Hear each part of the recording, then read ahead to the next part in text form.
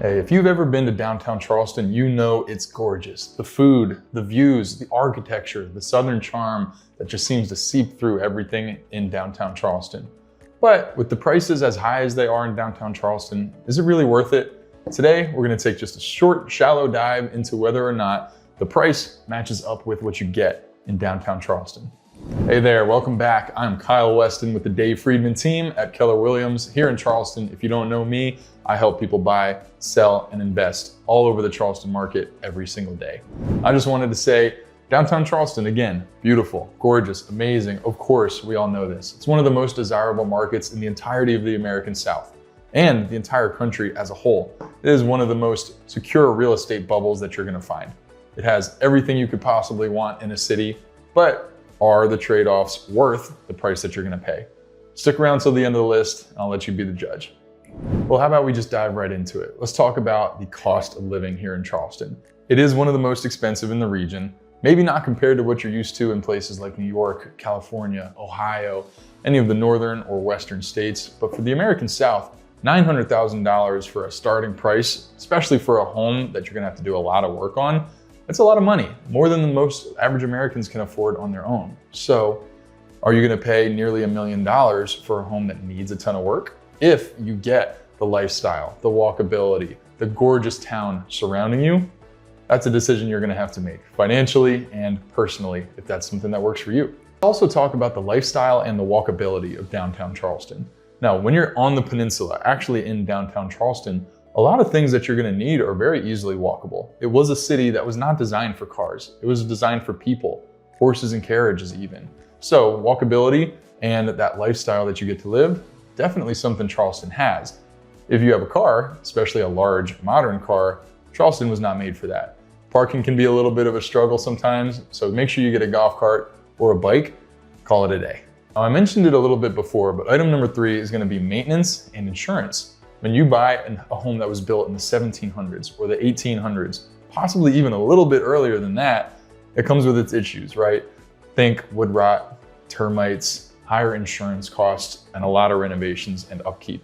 If that's not something that you're privy to, you're gonna have to be okay with hiring someone to do that for you or constantly taking on a new renovation.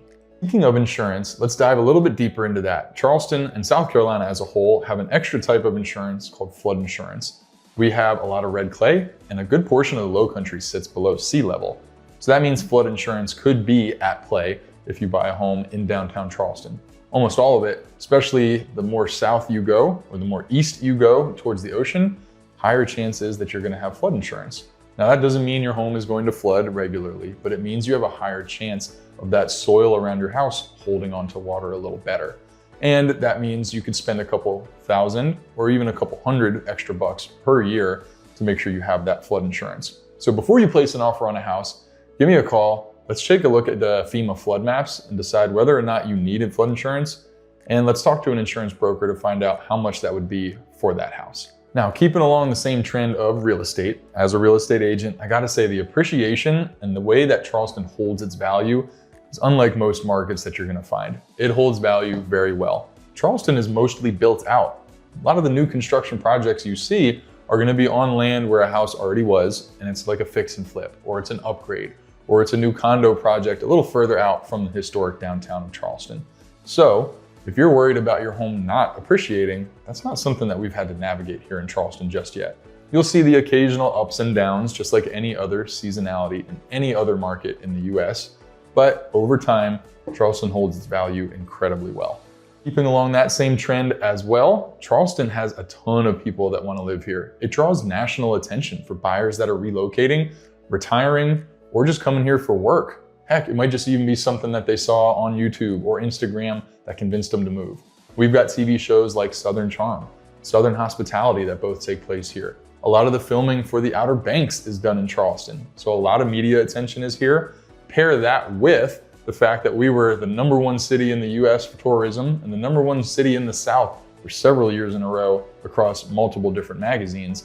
We got a lot of national attention here and a lot of people relocating, something in the tune of over 40 people per day on average in our entire market, including outside of downtown, that our population is growing by every single day. Hopefully watching today's video helped you decide whether or not you're a good lifestyle fit for the city of downtown Charleston. But if you want more elbow room, more breathing space, larger yards, driving factor in your city, Charleston's not going to be it for you. If you like all of the other stuff I've already mentioned, like the Topsails, the Clydesdales, the steeples of the churches looking down on the Battery, that ocean breeze and the live oak trees, you're going to love this town. Thank you for sticking around to the end of the video. If you are seriously considering a move to downtown Charleston or one of the surrounding suburbs, give me a call and let's talk about the pros and cons a little more in depth than what you've seen here today.